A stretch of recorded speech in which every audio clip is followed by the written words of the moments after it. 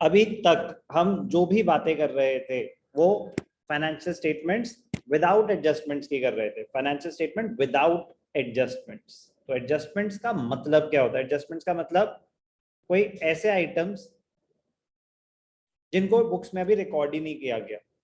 Adjustments का मतलब some transactions which have not yet been recorded. तो बस आपको ट्रांजैक्शन रिकॉर्ड करनी है। तो जब भी आप कोई ट्रांजैक्शन रिकॉर्ड करते हैं तो every transaction has two aspects, debit aspect and credit aspect. तो जब वो रिकॉर्ड होगी तो उसका डेबिट एस्पेक्ट भी कंसिडर किया जाएगा और क्रेडिट एस्पेक्ट भी कंसिडर किया जाएगा। इसी रीजन की वजह से जो भी एडजस्टमेंट्स होंगे वो फाइनेंशियल स्टेटमेंट्स में दो बार आएंगे। एक बारी डेबिट एस्पेक्ट कवर हो रहा होगा, एक बारी credit aspect. Trial balance items सिर्फ एक ही बार क्यों आते हैं अनंत? सर क्योंकि उनकी दूसरी ऑपोजिट ट्रीटमेंट भी हो रखी होती है, debit sides and credit sides trial balance में इक्वल होता है। वेरी गुड, बिकॉज वो ट्रांजैक्शंस ऑलरेडी रिकॉर्डेड है। तो जब वो रिकॉर्ड हुई होंगी तो उनका डेबिट एस्पेक्ट भी कंसिडर किया होगा और क्रेडिट एस्पेक्ट भी। रिकॉर्डिंग के बाद लेजर भी बना होगा, लेजर से ही तो बैलेंस ट्रायल बैलेंस में आया है। तो डेबिट साइड डेबिट एस्पेक्ट्स को कवर कर रही है, क्रेडिट साइड क्रेडिट एस्पेक्ट्स को कवर कर रही है। तो at a point of time आप एक एस्पेक्ट को डील कर रहे हैं ना, तो जो ट्रायल बैलेंस आइटम है वो एक ही बार आएगा। जब आप डेबिट आइटम से डील कर रहे हैं तो वो डेबिट एस्पेक्ट का होगा, जब आप क्रेडिट आइटम से कर रहे हैं तो क्रेडिट एस्पेक्ट। लेकिन एडजस्टमेंट्स दो बार। चलो, अब एडजस्टमेंट्स में पहली adjustment, adjustment of closing stock. ये इकलौती एडजस्टमेंट है जो हम कर चुके हैं, फिर भी एक बार ही रिवाइज कराना मेरा फर्ज बनता है। ध्यान से देखना, adjustment of closing stock. Closing stock की एडजस्टमेंट एंट्री क्या होती है? कि एडजस्टमेंट मैंने क्या बताया, एडजस्टमेंट मतलब recording the transaction in the books. तो क्लोजिंग स्टॉक की एडजस्टमेंट एंट्री क्या होती है Ridhima? Very good, closing stock account debited to trading account. Adjustment entry है closing stock account debited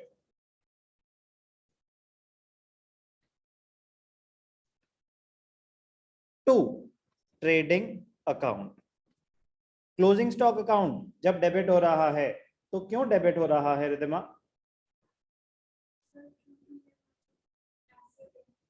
assets बढ़ रहे हैं, एसेट्स बढ़ रहे हैं।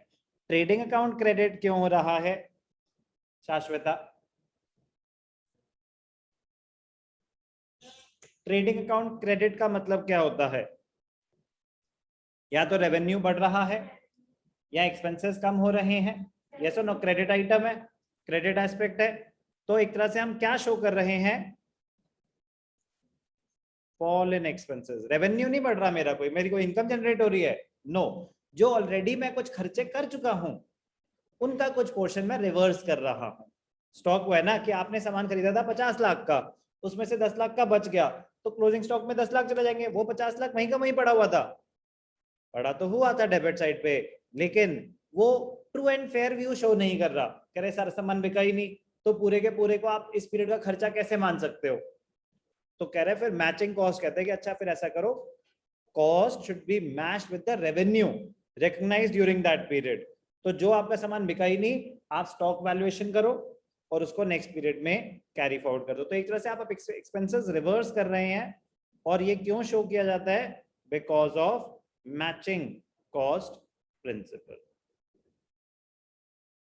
ओके, तो एक बारी ट्रेडिंग अकाउंट में क्रेडिट साइड पे आ जाता है, एक बारी बैलेंस शीट में एसेट साइड पे आ जाता है। Very very important point, closing stock should be valued at cost or net realizable value, that is the market value, whichever is less. क्यों किया जाता है ऐसा? Because of the concept of prudence, also known as conservatism principle. Treatment of closing stock. कोई doubt? Adjustment number 1, कोई doubt?